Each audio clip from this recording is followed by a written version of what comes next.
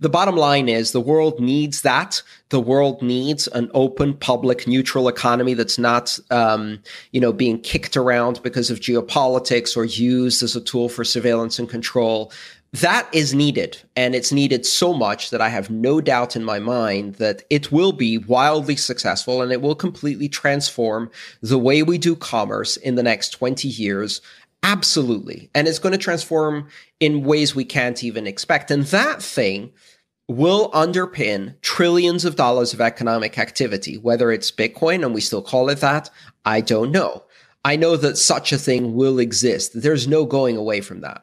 One of the issues I see today, and I'm curious to get your take on how we fix this, is, if I go walk up to a friend, I want to buy something from him, I send him, a Bitcoin, it's going to take me 10, 15 minutes to get the confirmations through. Like, if you can't do that when you're trying to check out at a Whole Foods, right? Like, how do we do that? Is that sidechain? Like, how do we fix that problem? Well, I think it's important to clarify a couple of things. First of all, the 10-minute time for Bitcoin confirmation is what we call clearing time. That's the time it takes to clear the transaction and settle it. Settlement on the Visa network is 30 days. It's not instantaneous. So your merchant doesn't actually get cleared funds in their account until sometimes even more than 30 days. That's so let's right. compare the two. In terms of transaction authorization and propagation, which is I signed the transaction, it's circulated, the network knows it happened.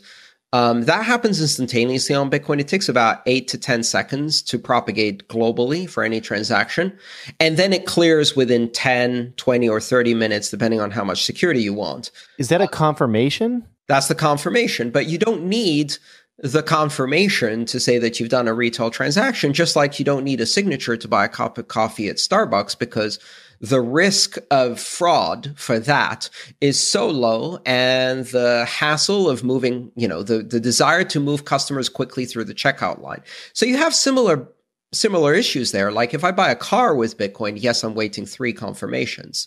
But if I buy a cup of coffee, do I really need to wait a confirmation? No, I don't. And well, wait a second. So let's say I'm trying to buy a cup of coffee. Couldn't I just make a fake app and I show that to the person behind the counter there and say, oh, there, it just went through? Like, no, because what is going to happen is I make my payment for my coffee. The merchant's point of sale system should see that Bitcoin transaction propagating around the world, receive it, see that a payment has been made, can do some additional checks to make sure that the inputs haven't been double spent, and at the same time, the fee is high enough. There's no competing transactions trying to double spend the same inputs. Bottom line is the merchant verifies their receipt of that money themselves. They don't depend on you showing them anything. And that happens within, as I said, 8 to 10 seconds. But does that scale, though? Like, if we threw, the Visa transaction volume at it? Absolutely. In fact, that scales much better than the long-term recording on the blockchain. What is that called, though? That's not called a confirmation then, right? No, that's just the propagation. That's just authorization and transmission of the transaction. Why don't we see that? When I go and, like, say I use a Coinbase or a Bitcoin wallet and I send something to a friend, why doesn't it say that it's starting to propagate and show me the status of that? Or does it and I just don't look for it? It does. And you've got to realize that when you're using Coinbase, you're not using Bitcoin. When you're using a custodial exchange, they are sending a transaction on your behalf, and they may batch it, delay it, or do whatever. If you're using your own Bitcoin wallet and the other person is using their own Bitcoin wallet, decentralized, remember, then the moment you send it to them, 5 to 10 seconds later, they should see that transaction. It doesn't matter where in the world they are. They're going to say incoming balance, 0 confirmations, but still they'll see a payment has been made. And merchant point of sale systems, which are more sophisticated, those wallets will check and do some additional checks to see how much they trust that transaction. So that's one aspect of the whole scalability issue. But I think the other one that I find much more exciting is to understand that Visa and Bitcoin are following 2 completely different development curves. Visa has grown its transactions per second in a linear fashion for the last 50 years. Bitcoin is growing in an exponential. And what happens when you compare an exponential to a linear? For a very long period of time, the exponential curve in a very shallow way is climbing below the linear curve.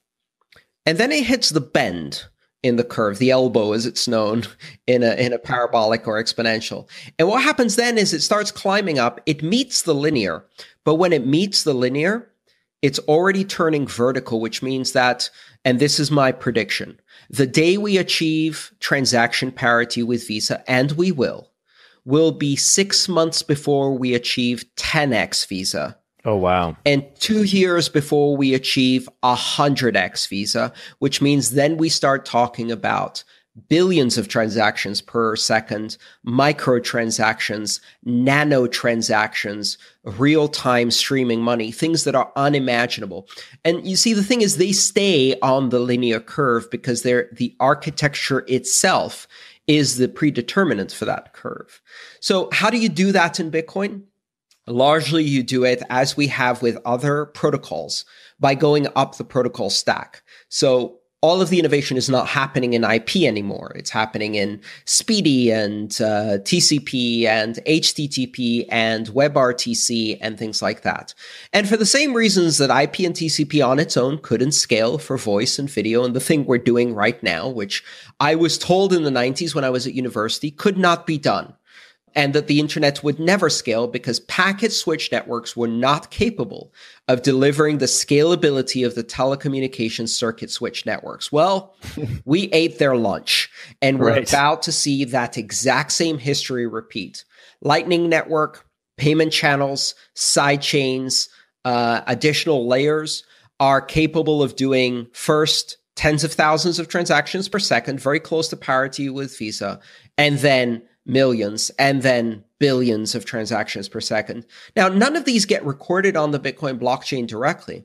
Mm-hmm. What happens instead is that you have a trust platform underpinning the network, and it allows you to resolve disputes. Think about it a bit this way. If you do a contract with someone, you don't expect it to take it to court. 99% of contracts will be handled by two private people amongst themselves. You only need to take it to court if a dispute that is not resolvable arises. So with second layer technologies, we use smart contracts, which are a combination of multi-signature technology and time delays, to create essentially an IOU with a refund capability that allows us to process payments between two private individuals that go perfectly well as long as everybody's playing by the rules. And if somebody tries to cheat, you take that partial transaction, you commit it to the Bitcoin network. The Bitcoin network acts as a neutral judge, if you like, a mathematical judge, resolves it in favor of the person who didn't cheat and punishes the person who cheated by making them lose their money. And once you get that technology in your mind, you're like, oh, okay, well, now we can do billions of transactions per second. Interesting, because it's completely, you're not really having to write it out to the actual blockchain itself almost 99% of the time. Right. And I like the idea that the prevailing wisdom today is that blockchains can't scale. And not just can't scale within the context of a single blockchain, but just generally, which is a very bad overgeneralization.